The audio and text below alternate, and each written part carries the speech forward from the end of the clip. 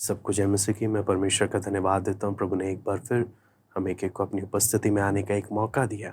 आइए हम प्रार्थना करते हैं, प्रार्थना करके हम शुरू करते हैं। स्वर्गीय पिता प्रभु जी, हम आपका वचन जब सीखने के लिए जा रहे हैं प्रभु, आपसे विनती प्रार्थना करते हैं प्रभु, आप हम एक से बातें करें प्रभु, अपने वचन को आप हमें खोल कर दे प्रभु।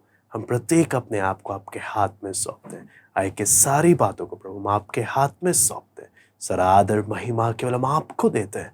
प्रार्थना प्रभु यीशु मसीह के नाम से हम मांगते हैं, आमीन।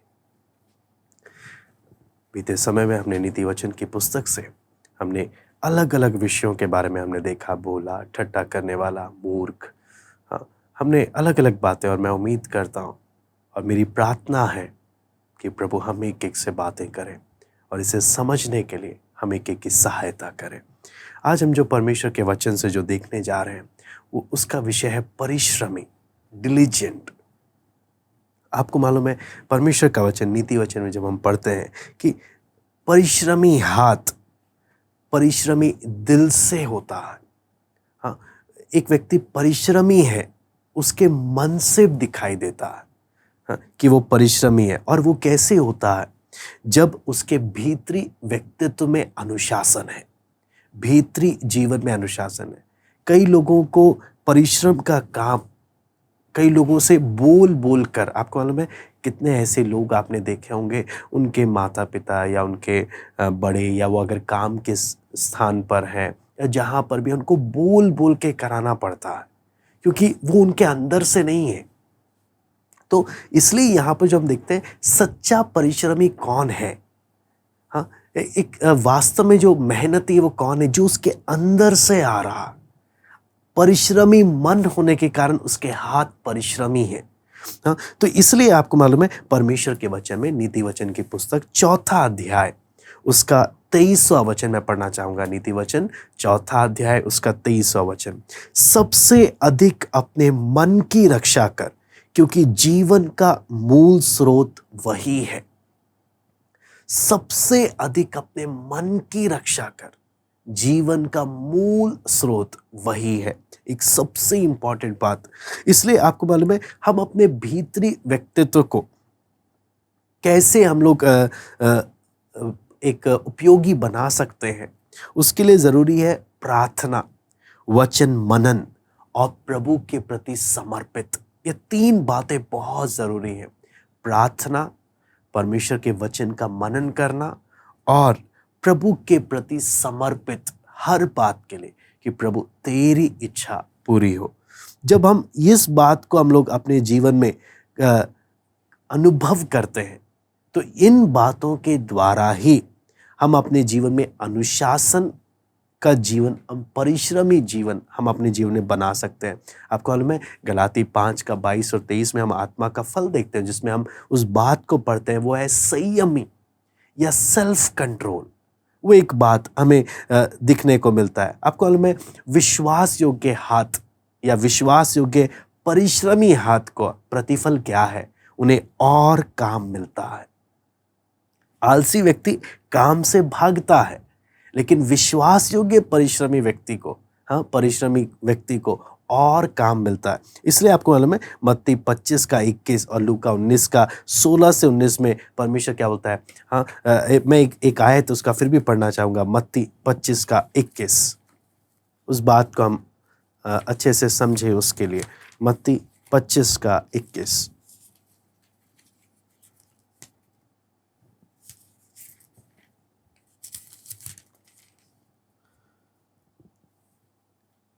यहाँ पे लिखा है, उसके स्वामी ने उससे कहा, धन्य हे अच्छे और विश्वास योग्य दास, तू थोड़े में विश्वास योग्य रहा, मैं तुझे बहुत वस्तुओं का अधिकारी बनाऊंगा, अपने स्वामी के आनंद में सहभागी हो।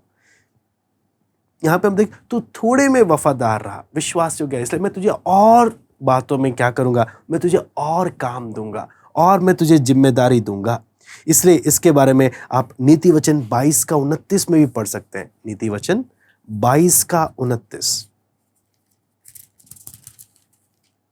यदि तू ऐसा पुरुष देखे जो काम काज में निपुण हो, तो वो राजाओं के सम्मुख खड़ा होगा, छोटे लोगों के सम्मुख नहीं, जो काम काज में निपुण है। परमेश्वर का वचन इसके बारे में बोलता है। आपको मालूम है कि एक आशीष परिश्रमी व्यक्ति के जीवन में, जो उसके मेहनत का जो आशीष होता है वो क्या है? उसको वो योग्यता देता है या उसको उस प्रकार से तैयार करता है उसके चरित्र को भी, ताकि कोई भी व्यक्ति उस पर भरोसा कर सके। यह परिश्रमी व्यक्ति का पहचान। इसलिए वो व्यक्ति आगे की जिम्मेदारी के लिए तैयार हो जाता है, जो भी प्रभु उसको देना चाहे। अगर आप देखेंगे, यूसुफ मिस्र में, है ना, दुख में सेवा में वफादार रहा और उसे परमेश्वर ने, जब उस बात में वफादार रहा, मिस्र का शासक बनने के लिए परमेश्वर ने उसे तैयार किया।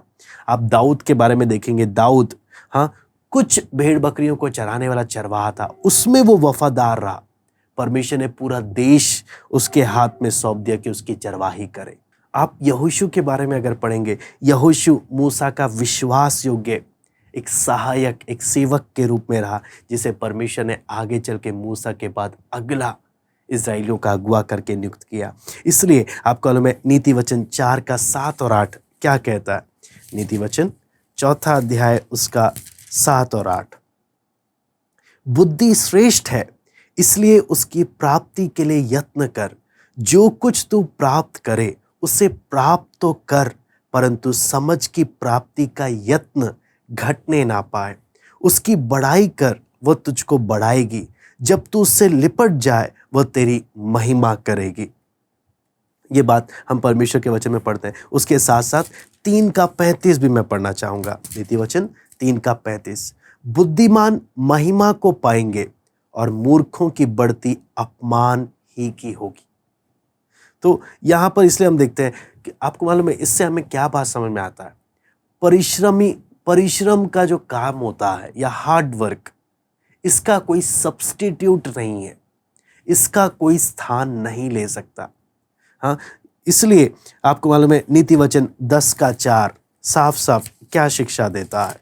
नीति वचन 10 का 4, जो काम में ढिलाई करता है वह निर्धन हो जाता है, परंतु कामकाजी लोग अपने हाथों के द्वारा धनी होते हैं। फिर उसके साथ साथ नीति वचन 14 का 23 में पढ़ना चाहूंगा, परिश्रम से सदा लाभ होता है, परंतु बकवाद करने से केवल घटी होती है। तो यहां पर इसलिए बहुत जरूरी है परिश्रम करना। एक बार एक व्यक्ति जो कॉलेज से जस्ट ग्रेजुएशन करने के बाद उससे पूछा गया, क्या आप कोई काम ढूंढ रहे हैं? तो उसने बोला, नहीं, मैं काम नहीं ढूंढ रहा, लेकिन मैं चाहता हूं मुझे काम मिल जाए। तो आपको मालूम है, इसलिए एक कवि जो थे रॉबर्ट फ्रॉस्ट, उन्होंने कहा, दुनिया भरी पड़ी है उन लोगों से जो चाहते हैं, इच्छा रखते हैं, कुछ चाहते हैं कि हमें काम मिले या हम काम करें, कुछ चाहते हैं कि दूसरे काम करें। ऐसे मेंटालिटी के लोग भरे पड़े हैं। लेकिन आपको मालूम है, परिश्रमी लोगों का अगर आप पहचान देखेंगे, ये योजना बनाकर काम करते हैं और काम को भी योजना के अनुसार करते हैं। इसलिए मैं नीति वचन 21 का 5 मैं पढ़ना चाहूंगा। नीति वचन 21 का 5, कामकाजी की कल्पनाओं से केवल लाभ होता है, परंतु उतावली करने वाले को केवल घटी होती है। उसके साथ साथ नीति वचन 16 का 3, अपने कामों को यहोवा पर डाल दे, इससे तेरी कल्पनाएं सिद्ध होंगी। तो इससे आपको मालूम है, इसके साथ साथ अगर आप 24 का 27 वहां पर भी इसके बारे में बताया गया। तो एक बार आप जानते हैं, थॉमस एडिसन एक फेमस साइंटिस्ट है ना, एक अच्छे आविष्कारक हैं। तो जिन्होंने कहा कि मैंने कभी भी दुर्घटना से कुछ भी नहीं किया, जो भी हुआ वो मेहनत के द्वारा, परिश्रम के द्वारा हुआ, कुछ भी दुर्घटना के द्वारा नहीं हुआ। मैं दुर्घटना के कारण वैज्ञानिक नहीं बन गया, बल्कि कड़ी मेहनत के कारण। इसलिए आपको मालूम है, बेंजामिन फ्रैंकलिन, उन्होंने अपनी एक पुस्तक में लिखा, पुअर रिचर्ड जो है उनके बारे में, उस पुस्तक में उन्होंने लिखा कि परिश्रम अच्छे भाग्य की माता है, और परमेश्वर सबको वो आशीष देता है। आपको मालूम है, यहाँ पर हम देखते परमेश्वर के वचन को जब पढ़ते हैं, परमेश्वर ईमानदार लोगों को जो परिश्रम करते हैं, हाँ, लेकिन ईमानदार भी हैं साथ ही साथ, उनको परमेश्वर आशीष देता है। परिश्रमी होना है, लेकिन परिश्रमी के साथ साथ ईमानदार भी होना बहुत ज़रूरी है। नीति वचन 13 का 11 मैं पढ़ना चाहूँगा। निर्धन के पास माल नहीं रहता, परंतु जो अपने परिश्रम से बटोरता उसकी बढ़ती होती है। परिश्रम यहाँ पर भी हम देखते हैं। और उसके साथ साथ 16 का 11 मैं पढ़ना चाहूँगा। नीति वचन 16 का 11, परमेश्वर क्या चाहता है? सच्चा तराजू और पलड़े यहोवा की ओर से होते हैं, थैली में जितने बटखरे हैं सब उसी के बनवाए हुए हैं। परमेश्वर क्या उम्मीद करता है? सच्चा तराजू या ईमानदारी। परिश्रमी के साथ साथ ईमानदारी बहुत ज़रूरी है। हाँ, ये चीज़ हम लोग, परमेश्वर चाहता है हमारा लोगों के साथ का, हम जब काम के क्षेत्र में लोगों के साथ भी जब हमारा जो व्यवहार हो, अपनी बातों में भी, हर एक बात में भी ईमानदार होना बहुत ज़रूरी है। नीति वचन 12 का 22 मैं पढ़ना चाहूँगा। नीति वचन 12 का 22, झूठों से यहोवा को घृणा आती है, परंतु जो विश्वास से काम करते हैं उनसे वह प्रसन्न होता है। मैं दोबारा से पढ़ता हूँ। झूठों से यहोवा को घृणा आती है, परंतु जो विश्वास से काम करते हैं उनसे वह प्रसन्न होता है।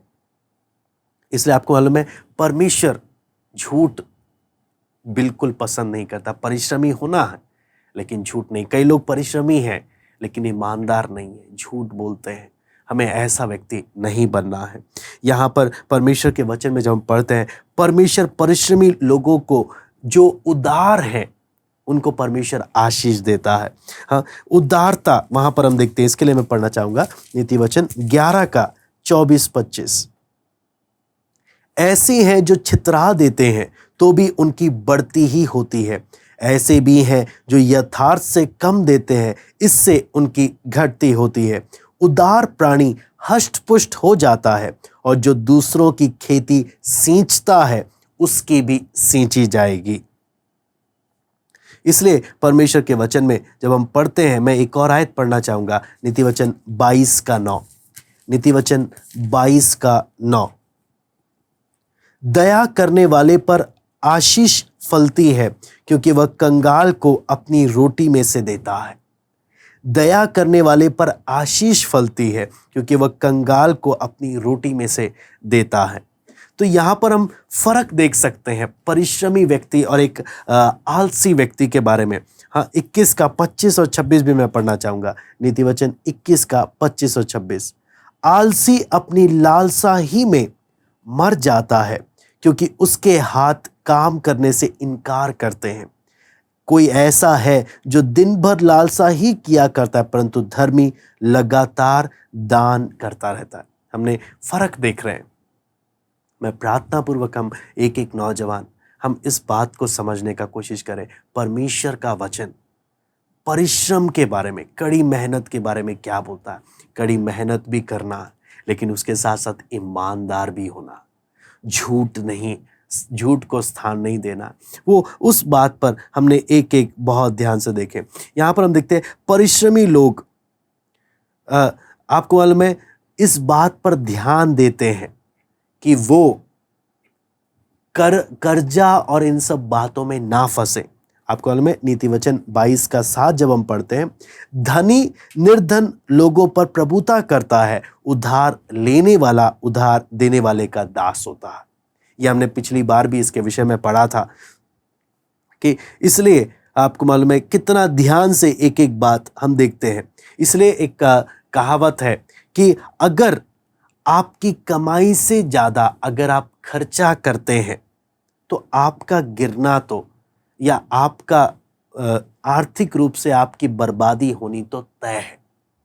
मैं दोबारा से बोलूँगा, यदि आप अपनी कमाई से बढ़कर यदि आप खर्चा करते हैं, एक नौजवान और एक बढ़ती उम्र में, आपको मालूम है हमें परमेश्वर हमारे माता पिता के द्वारा या हम काम करते हैं उसके द्वारा हमें जो भी कमाई आती है है ना? एक घमंड आ जाता है कि मैं अब कमाने लग गया हूँ, मुझे अब किसी की मदद की ज़रूरत नहीं, मैं अपना जीवन जी सकता हूँ। लेकिन कितने ऐसे नौजवान आप जानते हैं या आप देखें या आप खुद भी अपने जीवन में देखते होंगे कि मैं कमाता हूँ, लेकिन मेरे पास कुछ बचता नहीं, सब खर्च हो जाता है। क्या उस बात में डिसिप्लिन है? मुझे अपनी आर्थिक बातों में, यदि आप अपनी कमाई से बढ़कर अगर आप खर्चा करते हैं, तो आपका गिरना तो तय है, आपका बर्बाद होना तो तय है। आपको मालूम है, ये बहुत ही खतरनाक है जब लोग लालची बन जाते हैं और धनों की लालसा रखते हैं कि मुझे प्राप्त होता जाए। इसलिए हम एक एक ने प्रार्थना पूर्वक ये समर्पण रखना है, प्रभु तू मुझे किस आर्थिक अवस्था पर रखना चाहता है, मैं उधर संतुष्ट रहने के लिए मेरी सहायता कर। जिस आर्थिक स्थिति में तू मुझे रखना चाहता है, उस स्थिति में रहने के लिए सहायता कर, ना ज्यादा ना उससे कम। जितना तू चाहता है बस उतने में संतुष्ट। इसलिए मैं नीति वचन 30 का 7 से 9 पढ़ना चाहता हूं। नीति वचन 30 का 7 से 9। मैंने तुझसे 2 वर मांगे हैं, इसलिए मेरे मरने से पहले उन्हें मुझे देने से मुंह ना मोड़। अर्थात व्यर्थ और झूठी बात मुझसे दूर रख। मुझे ना तो निर्धन कर और ना धनी बना। प्रतिदिन की रोटी मुझे खिलाया कर। ऐसा ना हो कि जब मेरा पेट भर जाए तब मैं इनकार करके कहूं कि यहोवा कौन है, या अपना भाग खोकर चोरी करूं और अपने परमेश्वर का नाम अनुचित रीति से लूं। यहां पर साफ साफ आप देखें लेखक की प्रार्थना क्या है। वो क्या बोलता है, हे प्रभु मुझे व्यर्थ और झूठी बात मुझसे दूर रख। मुझे ना तो निर्धन कर और ना धनी बना। प्रतिदिन की रोटी मुझे खिलाया कर। आप देखिए किस प्रकार का समय पर प्रभु जिस आर्थिक अवस्था में तू मुझे रखना चाहता है, उधर संतुष्ट रहने के लिए मेरी सहायता कर। ना ही निर्धन ना ही धनवान, मुझे कोई पैसे का लालच नहीं।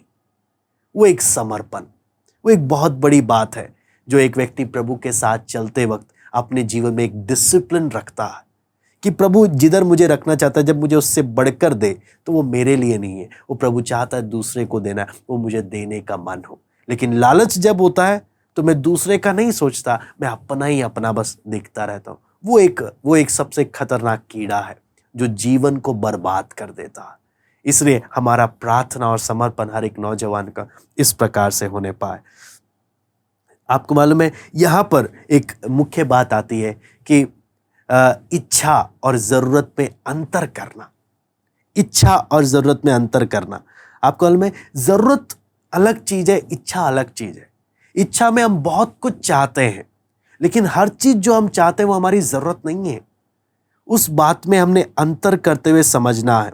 अगर हमारे माता पिता, अगर हम अपने पड़ोसियों को देखकर, अपने दोस्तों को देखकर, या हम जहां जाते हैं लोगों को दिखाने के लिए अगर हम खर्चा करने लग गए, वो हमारी जरूरत नहीं है।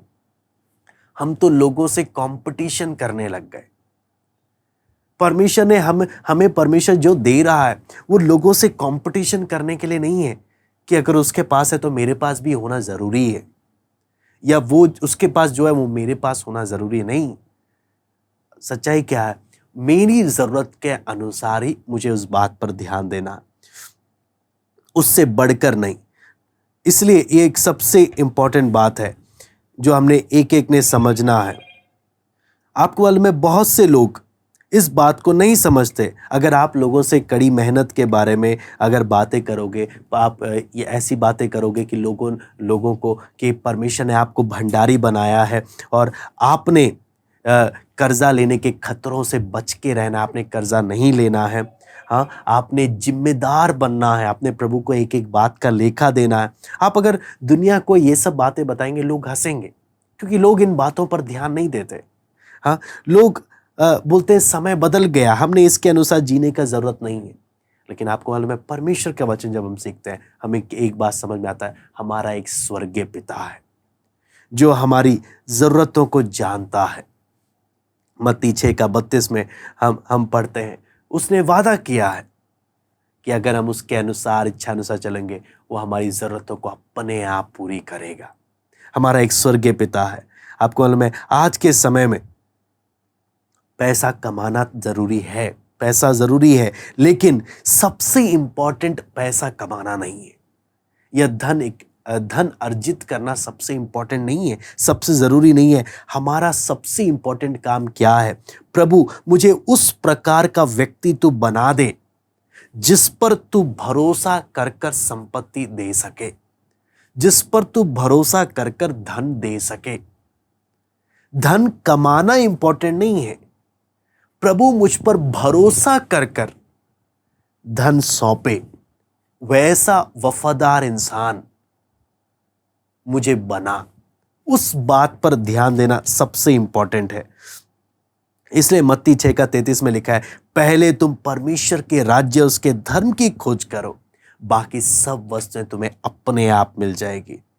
तो आपको मालूम है, इसलिए एक बार एक प्रभु के दास जॉन हेनरी करके, उन्होंने एक बार कहा कि हमारे पास कितना धन है, उसकी असलियत आपको मालूम है कब मालूम चलता है? जब हमारा सारा पैसा अगर खत्म हो जाए, जब हमारे पास 1 रुपये ना हो, हम कितने धनवान है ना, उस समय असली कीमत पता चलती है।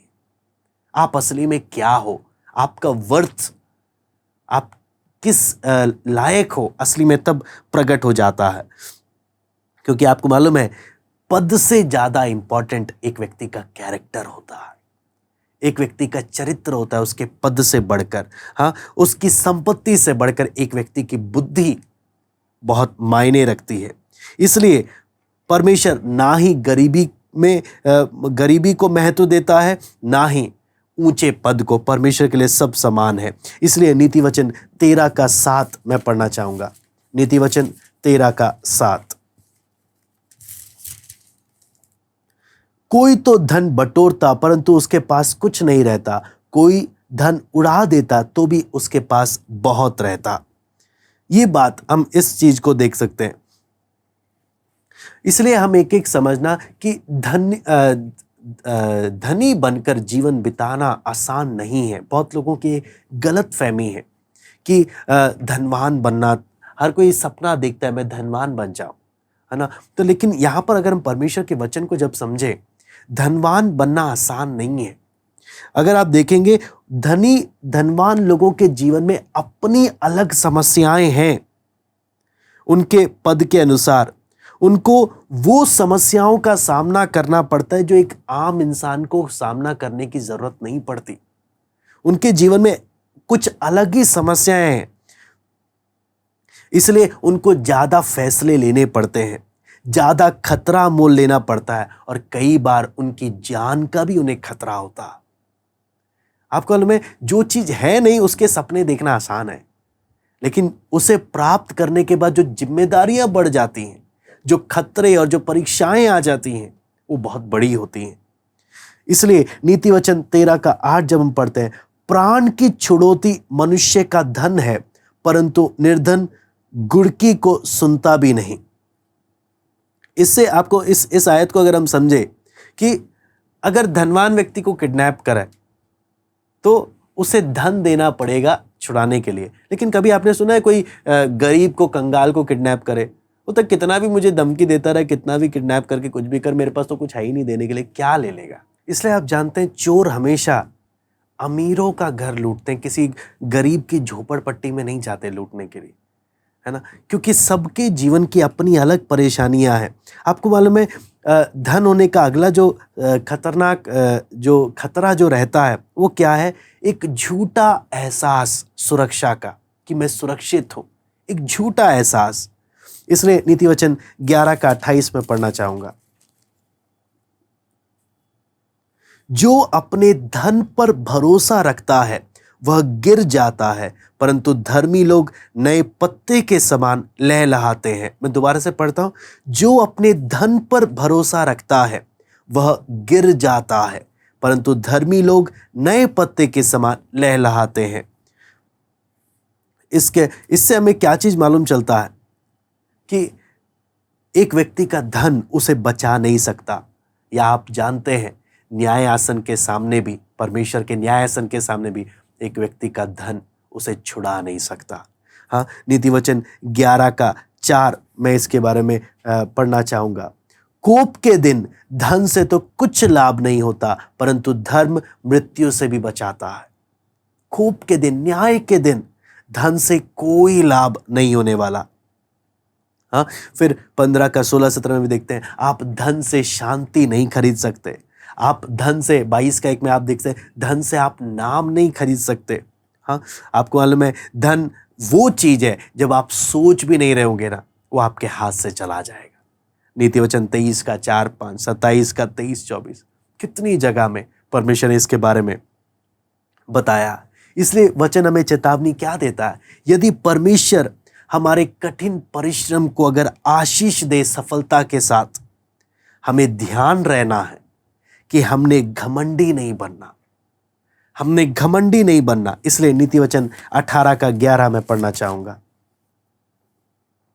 धनी का धन उसकी दृष्टि में गढ़ वाला नगर और ऊंचे पर बनी हुई शहर पनाह है। इसलिए परमेश्वर चेतावनी देता है। आपको मालूम है उस धनवान किसान के बारे में जो प्रभु यीशु मसीह का दृष्टांत है लूका 12वां अध्याय में। इसलिए हमें क्या बात समझना है? अगर सफल लोग सावधान नहीं हैं, वो लोगों के साथ दुर्व्यवहार करना शुरू कर देते हैं, लोगों को तुच्छ समझने लग जाते हैं। नीति वचन आप अगर देखेंगे 14 का 21, 18 का 23, और खुद को ही कानून समझ लेते हैं कि मैं ही सब कुछ हूं, मैं सब कुछ कर, मैंने जो बोला वही सही है। 28 का 11 भी हम इसके बारे में देख सकते हैं। लेकिन आपको मालूम है नीति वचन 22 का 4 क्या बोलता है? नम्रता और यहोवा के भय मानने का फल धन, महिमा और जीवन होता है। नम्रता और यहोवा के भय मानने का फल धन, महिमा और जीवन होता है। तो इसके लिए हम परमेश्वर के वचन में जब हम पढ़ते हैं, आगे मैं इसके साथ पढ़ना चाहूँगा, पढ़ेंगे नीति वचन 14 का 20 और 19 का 4 और 6 भी अगर आप देखेंगे। धनी लोगों के बहुत से मित्र होते हैं, आपने अगर पढ़ा होगा। लेकिन सवाल ये आता है, यदि वो गरीब बन जाए, क्या तब भी वो मित्र उसके साथ रहेंगे? अक्सर लोग धन को देखकर दोस्त बनते हैं, उस व्यक्ति को देखकर नहीं। इसलिए आपको मालूम है धन, हाँ, नम्र लोगों के लिए एक बहुत अच्छा आशीष है, लेकिन घमंडियों के लिए उनका विनाशक भी है धन। इसलिए धन के प्रति अगर गलत सोच है हमारी, यह हमारे मित्रता को खराब कर देगा, हमारे परिवार को, हमारे घर को बर्बाद कर देगा। धन के प्रति अगर गलत सोच है, इसलिए नीति वचन 15 का 27 हमें चेतावनी देता है। लालची अपने घराने को दुख देता है, परंतु घूस से घृणा करने वाला जीवित रहता है। मैं दोबारा से पढ़ता हूं, लालची अपने घराने को दुख देता है, परंतु घूस से घृणा करने वाला जीवित रहता है। इसलिए आपको मालूम है जो व्यक्ति सोचता है कि धनी सब कुछ है, वो अपने परिवार से, अपने सिद्धांतों से, लोगों से सबसे बढ़कर जो धन को महत्व देता है, आपको मालूम है, और अपने परिवार को नजरअंदाज करता है, वो अपना परिवार बर्बाद कर देता है। बहुत से लोग अगर आप देखेंगे, वो अपने बच्चों के साथ समय व्यतीत करने की जगह में उनको पैसा दे देते हैं, उनको उनके मनपसंद की चीजें दे देते हैं। ये कभी भी उनका स्थान ले नहीं सकते। इसलिए आपको मालूम है कितने परिवार, कितने लोग बर्बाद हो गए, हाँ, जब उन्होंने धन को सबसे सर्वोच्च स्थान दिया। इसलिए आपको मालूम है धनी लोगों को लास्ट में चिंता यही होती है कि उनके मरने के बाद, हाँ, उनके बच्चे उनके धन के साथ क्या करेंगे। धनवान फिर यही सोचता है। इसलिए नीति वचन 27 का 24 क्या हमें चेतावनी देता है? मैं पढ़ना चाहूंगा नीति वचन 27 का 24। क्योंकि संपत्ति सदा नहीं ठहरती, क्या राजमुकुट पीढ़ी से पीढ़ी तक बना रहता है? आपने कितना भी मेहनत करके धन इकट्ठा किया हो, यह सदैव आपके पास नहीं रहेगा, चला जाएगा। इसलिए सुलेमान ने यही समस्या को सबोपदेशक 2 का 18 से 26 में बताया, और निष्कर्ष क्या बताया? जब तक जीवित हो तब तक उसका लाभ उठा सकते हो, मरने के बाद आप कुछ नहीं सोच सकते आगे क्या होगा। आगे क्या होगा किसी को नहीं मालूम। इसलिए हमने जो अभी तक हमने देखा, परमेश्वर धनवानों को संदेश दे रहा है, परमेश्वर एक गरीब को एक संदेश दे रहा है, परमेश्वर भिखारी को संदेश दे रहा है, परमेश्वर चोर को संदेश दे रहा, परमेश्वर सबसे बातें कर रहा। सवाल ये है, क्या कोई है जो परमेश्वर की आवाज को सुनकर उसे मानेगा? परमेश्वर ने हर लोगों से, हर वैरायटी के लोगों से परमेश्वर अपने वचन के द्वारा बात कर रहा, लेकिन क्या कोई है जो इस वचन को गंभीरता से ले और इस वचन पर ध्यान दे, इस वचन को मनन करे? मैंने आपके सामने कुछ बातें खोली, लेकिन जो मनन करते हुए इसको पढ़ेगा, परमेश्वर कितनी गहरी बातें इससे हमें सिखा सकता है। नीति वचन एक ऐसा पुस्तक है जो हमारे व्यवहारिक जीवन में हमने कैसे जीना है उसकी शिक्षा देता है। ये एक बहुत ही नौजवानों के लिए, विशेष रूप से नौजवानों के लिए बहुत ही उपयोगी पुस्तक है, जो हमें दैनिक जीवन में कैसे जीना उसकी हमें शिक्षा देता है। मैं उम्मीद करता हूँ, प्रार्थना करते हैं कि प्रभु हम एक एक से इन वचनों को हमें खोल कर दे, समझने में हमें सहायता करें। आइए हम प्रार्थना करते हैं। स्वर्गीय पिता प्रभु जी, हम आपको धन्यवाद देते हैं प्रभु, आपका वचन जब हम सीख रहे हैं प्रभु, आपसे विनती प्रार्थना करते हैं प्रभु, एक एक से बातें आप करें, समझने के लिए सहायता करें प्रभु, आपके हाथ में सौंप। धन्यवाद देते हैं आज की संगति के लिए, सारा आदर महिमा केवल हम आपको देते हैं। प्रार्थना प्रभु यीशु मसीह के नाम से मांगते हैं, आमीन। प्रभु आप सबको आशीष दे।